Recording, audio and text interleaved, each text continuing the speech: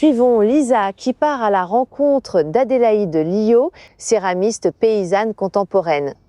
Une immersion dans l'artisanat moderne et écologique de la sigillée, une technique de céramique ancestrale valorisant les ressources locales par des créations uniques et fonctionnelles.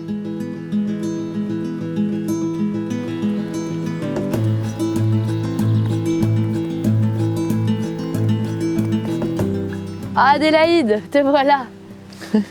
Bonjour Lisa. Bonjour, je t'ai cherché assez longtemps parce que t'es bien cachée ici. Alors, tu m'as donné rendez-vous donc à la Vallée des Moulins. Pourquoi ce lieu? Pour te faire une petite blague, tu pensais me trouver à l'atelier et là, on est en pleine nature. C'était pour te montrer qu'au détour des balades que tu peux faire dans le Cotentin, en particulier dans ce lieu, tu peux trouver des argiles. Et c'est avec ce type d'argile que je façonne, que je décore et que j'ai étanchéifié mes pièces. On est dans une ancienne carrière d'argile ici. Mais entre la terre que tu vois ici, cette argile-là, et la vaisselle d'usage que je peux te proposer, il y a toute une série d'étapes. Oui, j'imagine. On a vraiment hâte de découvrir ça alors. Moi qui pensais que c'était un métier d'intérieur, en fait finalement t'es autant à l'extérieur. Ah bah tu vois, c'est ça, la céramique paysanne contemporaine. Tu m'as parlé du fait qu'il y avait une multitude d'étapes. Alors on commence par quoi? On va commencer par la transformation des argiles en sigillée. Les argiles que tu vois ici, qu'on a rencontrées à la Vallée des Moulins, je vais d'abord les concasser, les mélanger dans une grande quantité d'eau de pluie.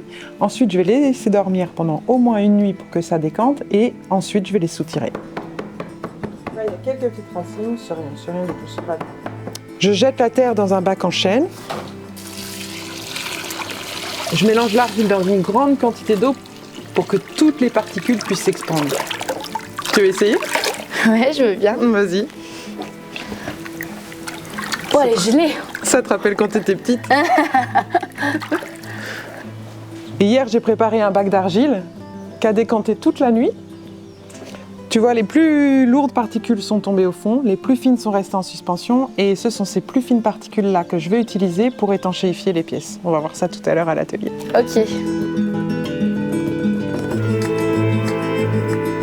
On continue dans l'enfance. Parce que c'est toi qui vas aspirer ces fines particules d'argile précieuses qu'on va récupérer pour nos bols. Alors tu vas aspirer ce tuyau. Dès que tu sens qu'il y a de l'argile qui arrive, tu souffles et tu poses. Surtout, vas-y, aspire, aspire, aspire. Allez, vas-y, lâche, vas-y. Ah, presque.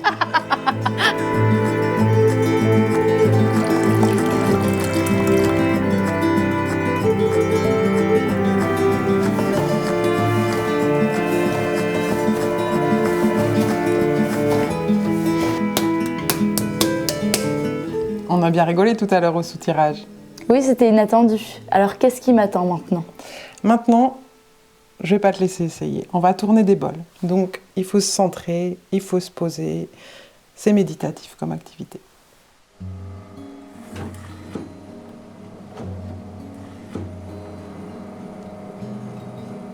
Donc tu penses à quoi en faisant ça? À quoi je pense quand je tourne? Je sais pas trop. Ça dépend des fois. Je peux penser à la pièce que je réalise, je peux penser à la personne pour qui je la fais, je peux penser à la terre, à la connexion que j'ai avec elle.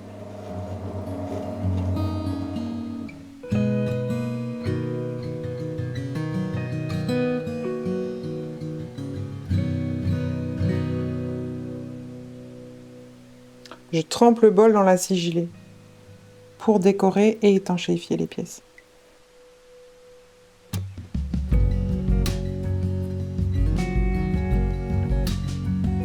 Je vais superposer les couches, par trempage, par vaporisation, et tout ça va se révéler par le feu.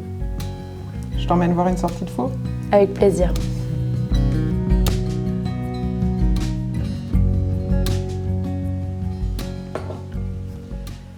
Alors, ça n'a pas l'air cassé. Oh, c'est super! Ça te plaît? Ah bah oui, oui, oui. Ça me donne même envie de faire pareil en fait. Donc je vais peut-être aller voir dans mon jardin si j'ai pas un peu d'argile.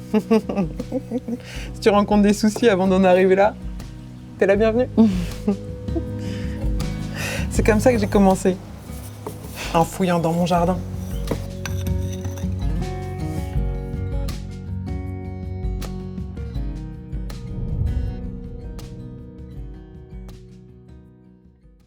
C'est la fin de ce podcast, j'espère qu'il vous aura plu.